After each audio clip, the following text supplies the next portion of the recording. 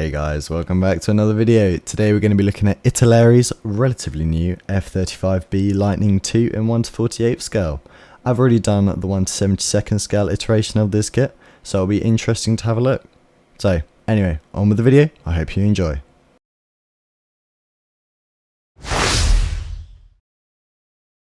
This kit begins, as per most kits these days, in the cockpit, specifically with the seat. This seat was actually very nicely detailed, had some crisp details with some pipes and I don't know, wires, things that you'd find on an ejection seat. I was quite pleasantly surprised at the quality of the seat, considering the 1/72 scale, in my opinion, lacked a bit of detail.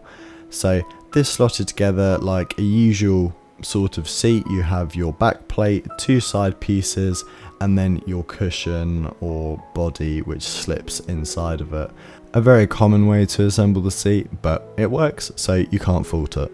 With the price that you pay for this kit, which is about £65 on most reasonable retailers, you are expecting something premium as per se. In the case of Italeri, they do offer a photo etch fret with the kit, which I had no problems with, and I thought it was relatively in scale and just added a new level of detail. So thumbs up there, but maybe it could have been a bit bigger of photo etch fret, as you only got maybe 4 or 5 pieces in the entire kit. But something is better than nothing, as some would say. So the way that I attached and work with photo etch is, as most people do, I use, instead of our normal sort of cements to secure the photo etch, I use a CA glue. Specifically, I think I use UHU or UHU glue. I'm not too sure on the pronunciation, but I use a CA glue. Going back to what you can see me doing on screen, I am just populating a few items in the cockpit tub. They have some nicely moulded control sticks and throttles, and I thought they all looked reasonably detailed and in scale, which is all I will ever ask for.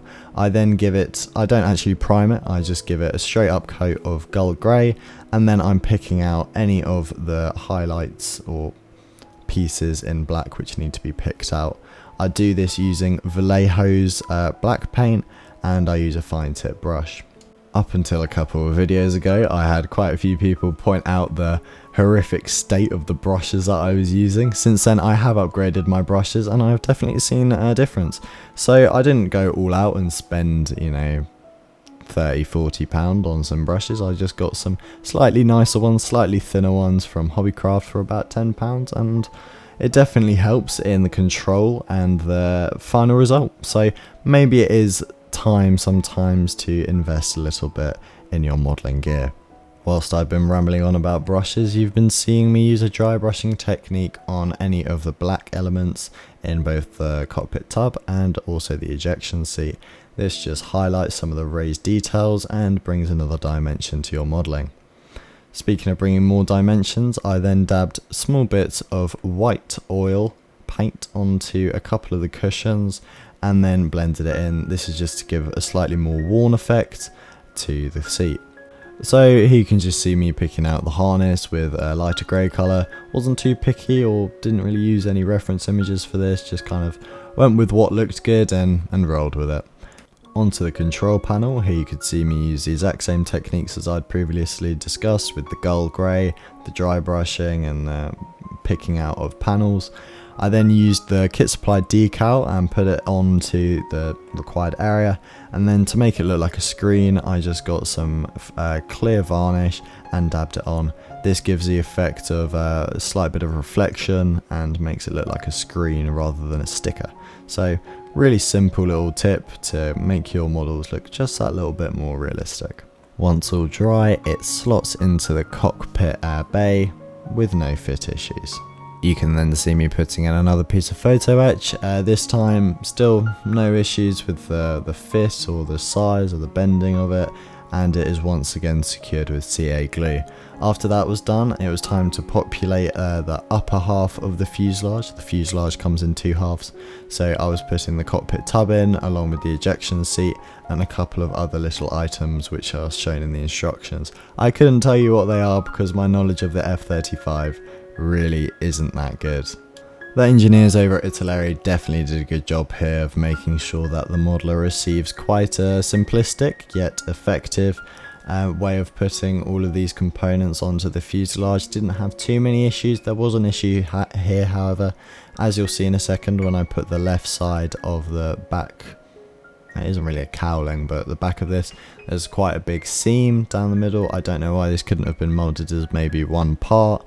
So to sort this out, I used some super glue, let it dry and sand it back, my usual sort of technique for getting rid of seams.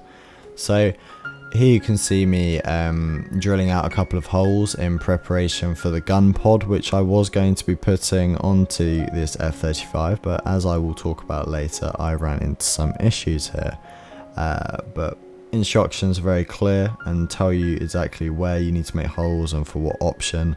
And on the whole, the instructions were very good. I didn't have any issues with misleading parts in the instructions or misleading directions. So 2 thumbs up there for Italeri. So onto my bugbear of the kit was this, the wings being joined onto the fuselage. The F35, if you've seen it in real life or seen pictures, you know it's a very, very smooth fuselage. There's no real steps at all.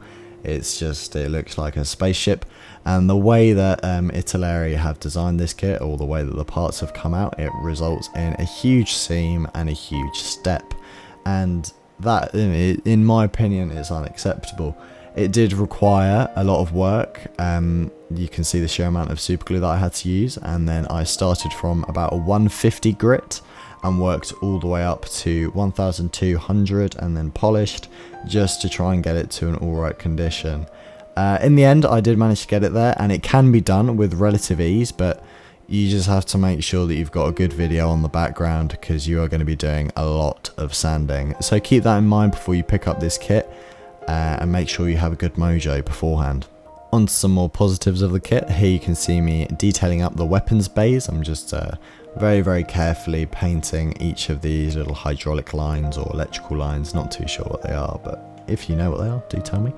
I thought these were actually quite adequately detailed. Following on with that, I thought this is the front nose gear bay. That was also very nicely detailed, and it slips together, and all of these components slip together and fold together really nicely. This part of the build went quite quickly for me. This was all done in about maybe an afternoon, just because of how simple it all slipped in together, which is a credit due to the engineering that Italeri does offer here. On to a more personal note of the modelling, I think I definitely could have improved the nose gear bay here by potentially using a wash, or maybe using some different colours just to jazz it up a little bit. I think I did good at highlighting some of the details, but I think a wash is definitely necessary, and I'm not too sure how I missed out doing that or just didn't register doing that, as I do use washes a lot if you've watched a couple of my videos. So here you can see me putting in the main landing gear legs for the F35. I had very similar feelings about this with the 1/72nd scale F35 that Italeri did. They were very rugged, they were very secure, and they looked nicely detailed as well. So I was very, very happy that this was carried over from the 1/72nd scale into the 1/48th scale. This is because there really is nothing worse than going the whole way through a model, getting it all nicely painted up, looking absolutely brilliant, and then you go to put it to rest on its own weight and it just collapses because the manufacturer hasn't taken into account that this is a heavy model that requires, you know, some substantial support. And Italeri has definitely done a good job of taking into account that this is going to be a heavy model if you are using the beast mode configuration, and you will definitely have the support with the landing gear for it. So once again, I'm pretty happy with that. Do make sure to pay very careful attention to the instructions when you are constructing these weapons bays. Make sure you put in all of the different connection points that you are going to need to make sure you can mount your GBU-12s, I think, that go in the bomb bay. Maybe GBU-12s, not too sure, but just make sure they're in there, otherwise you're going to have a couple of headaches getting those in later on in the build. A nice difference here with the 1/48 scale versus the 1/72 scale F35 is the fact that there are a couple of actual external or separate components which have to be fitted into the weapons bays rather than them just being solely moulded. It just adds another level of detail, which I was a fan of. Speaking of fans, here you can see me painting up the, the fan which is behind the cockpit. I guess this is the VTOL fan, we can call it. Not too sure, not very technical, but it sounds correct. So that was all painted up, and then there's quite a nice little sub-assembly which has to all be built up. Do make sure, if you are going to be displaying this in the VTOL version, so all the hatches open and whatnot, that all of these components are painted, because you can see a lot more of this than you think. So even if you think you're being overcautious with how much you paint, just do it, because it is nothing worse than having a finished model and you look in somewhere and it isn't painted and you can just see the bare plastic. All of these sub-assemblies go together really nicely. Once again, as I said earlier, this was just a quick job, which is what you want with these sub-assemblies. You want to get on to the more laborious part of making an F35, which I will go over when we get to it as soon as possible. So having a speedy building process is definitely an advantage here. Italeri once again offer a very nice detailed engine, even though you probably won't see much of it, but it's nice that they go to the effort of actually moulding it. Speaking of nice efforts from Italeri, they have also made sure here to make sure that there's a notch in this back firewall plate thingamabobby to make sure that you get the right orientation of the engine. It's a small detail, but it's a detail which really helps the modeler and just adds to the modelling experience. So on to a little bit of a dreaded part of the build when you are building jets these days, or modern jets, and that is the intake. I had relatively good luck or success with the 1/72 scale version of the intakes for this kit, and it was continued on in this kit. They have a really nice system where the seam is actually on the top and the bottom of the intake and not on the sides, so it's way less noticeable. Once we have all of these sub-assemblies all put together, it's time to put them into the bottom fuselage. This was a little bit fiddly getting all of these sort of things in. However, take your time, be patient, and you definitely can get there. Also, a pair of tweezers is definitely required, as you can see here, to almost feed that through and get it connected inside. Otherwise, well, I don't know, maybe I have fat fingers, but I definitely couldn't have done that with just my fingers alone. So make sure you have some tweezers nearby. The tolerances on this kit are definitely quite small, so make sure that your cleanup of all the parts is very good, or maybe a little bit above what you would usually do, just to ensure that you are having all the correct fits and having no issues. Once all of those sub-assemblies are all connected and secure inside of the bottom half of the fuselage, we can bring the top half of the fuselage and connect it together. Once that is done, we can then go on with a couple more assemblies. This time you can see me working on the vertical stabilizers. These also have a very distinctive angle on the F35, and Italeri do a good job at using some nice big sort of pins to make sure that you get them at the right angle. Here you can see me putting them in here. There is definitely a little bit of wiggle room with these vertical stabilizers, so just hold them there a little bit longer while the cement is curing. So moving on to the underside of the wings, if you are going to be displaying this kit in the beast mode configuration, which is used by the USA, make sure that you drill out all of those holes. There's nice big guide holes, so I'm sure you won't have an issue there. Moving on to looking at the horizontal stabilizers, these go on in a slightly unique way. They utilize a bit more of a butt joint sort of way of getting them onto the fuselage. I didn't have too many issues here, however I do recommend you holding them in place either with some masking tape, just to make sure that you get a good bond, as it isn't as secure as some other ways of fitting items to the fuselage. The flaps / ailerons fit on in a very similar way. I think they're flaperons, flap ailerons, something like that. The nose also goes on really quite well. So moving on to doing some masking, here you can see me layering on some masking tape for the canopy. So the way that I mask off my canopies, if I haven't already bought a pre-cut mask set, is I will layer on Tamiya's masking tape, and I will use my little pincers there just to slightly score the outline of where the frame of the canopy is. Then I will come along with my X-Acto knife and just score along the already kind of marked out details. Be very careful if you are going to do this, as it is very easy to damage your plastic. However, once you've done that, just peel it off and it works really well, and you may save yourself a few pennies on a mask set. Here you can see me attaching the final piece of photo etch to this kit. To bend this into shape, I used the back of, I believe it was my paintbrush, just to try and get the curve shape, and then I used CA glue once again just to get it in there. When attaching these pieces into the canopy, I made sure to use PVA glue, not as strong, however it will dry clear, which is quite a necessity, as you don't really want to have fogged up plastic being the first thing that you see on this kit. So Italeri have actually done a really good job here of making sure that there's more than adequate detail on the inner of the canopy. I think quite a few manufacturers do actually forget this step when manufacturing kits, and it does add this whole new level of realism to the kit. The canopy was then secured onto the fuselage using some PVA glue, once again to prevent any fogging. After this was done, the entire model was given a coat of Ammo's one-shot primer. You know how much I use this stuff and how much I enjoy using this stuff. After that was done and it had left me a nice smooth coat, it was time to go on with the actual colours for this kit. So after taking some feedback from my 1/72 scale version of this kit, I had quite a few comments, quite passive aggressive comments, saying how I had got the wrong colour for the F35 and how my F35 was too dark. So to resurrect this issue in my 1/48 scale, I went with Tamiya's XF83 RAF medium sea grey.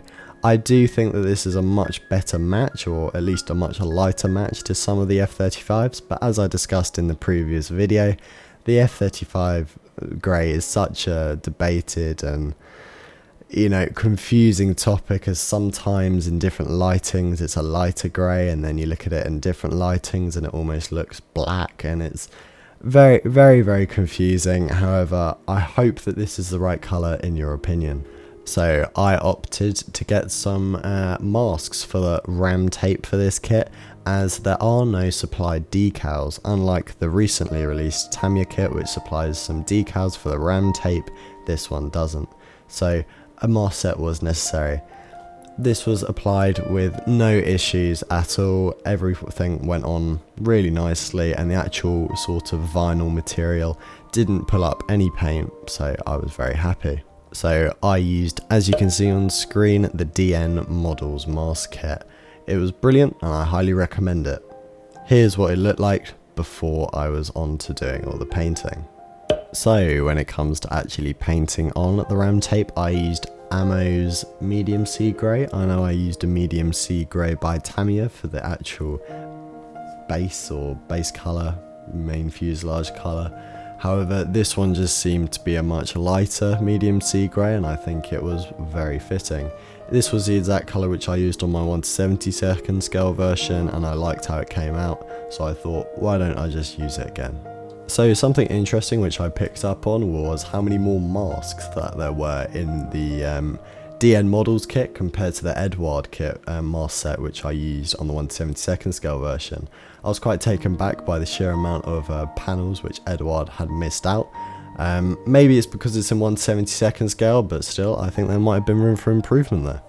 So talking about room for improvement, I really do think that there was room for improvement by Italeri for the detail on this exhaust. So when in VTOL mode, the F35's back exhaust is just, it's covered in wires and all sorts, and albeit yes, Italeri did do quite a good job of moulding a couple of raised panels and stuff. However, it doesn't give the effects that I think could be achieved in 1/48 scale, and after having to battle with the huge wing seam and all of the masking and everything that had to be done, I had no effort to get some wire out and do some scratch building. Also sorry for my hair on screen there. However, it didn't completely stop me from doing some detail. I did paint the tips of the exhaust in a slightly lighter metal as on the real thing, and then here you can see me using some of Tamiya's sort of powdery sort of dust thing just to do the raised elements of the internal of the exhaust to give this dirtied up effect. Once this is all done, it's it's slapped onto the model with some nice connection points actually, so not a huge issue, but I do think there is room for improvement there if they do intend on making an updated version of this in the future. So as I was opting to do this in the VTOL configuration, there were an awful lot of panels which had to be opened up and put on this. So they all go on very, very nicely. They have some brilliant good sort of hooks and connection points, so you won't have an issue there, but definitely be prepared to spend a little bit of time on this because there's so many. Here you can see me doing the main sort of fan hatch, and as you can see the angle is already perfect and it just needs some glue. So the only slight maybe complaint I would have had about this is the fact that some of these panels have their sort of connection points already molded onto them. These ones which are on screen didn't. There was an external part, but if they weren't already, or if they didn't already have their connection points molded on, they could have all been put onto the body of the fuselage while I was painting, and it just would have made the paint job a little bit easier and a little bit more continuous. But it isn't a huge complaint. Maybe it's just me trying to make the modelling process a little bit easier or a little bit quicker. However, it isn't a huge problem, but it could be something for future manufacturers to think about.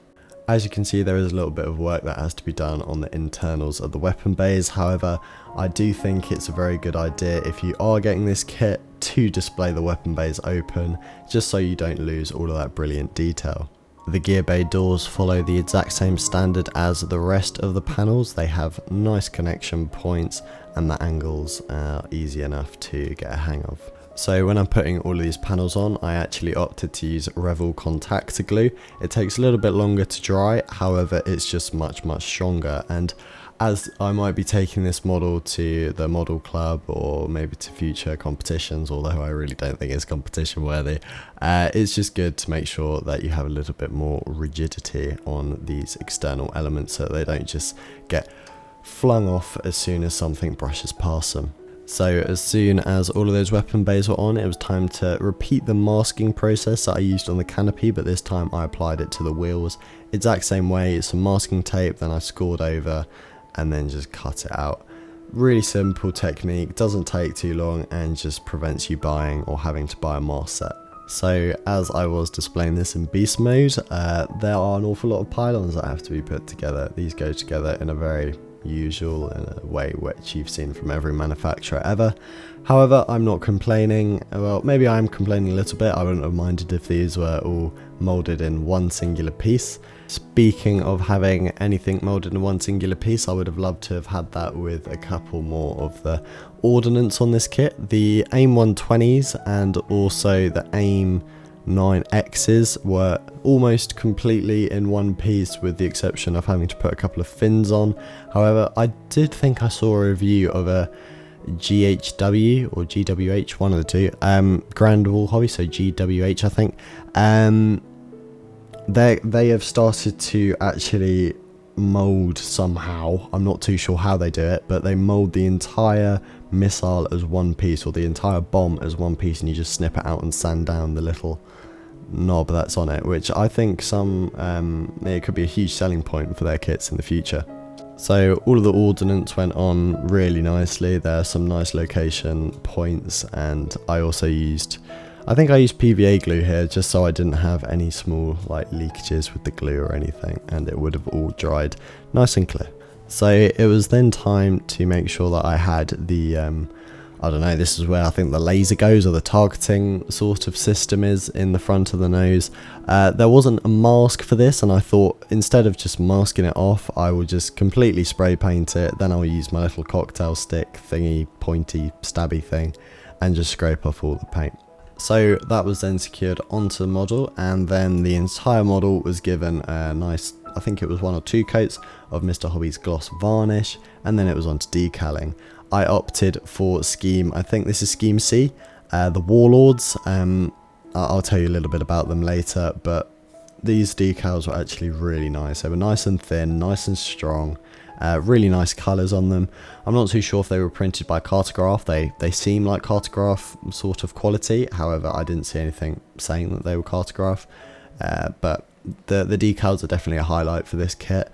When it comes to actually applying all the decals, I use my usual sort of method. If you are a returning viewer, you can actually see the 2 bottles there in the background. Micro set goes down first, then I put the decal on, then micro sol.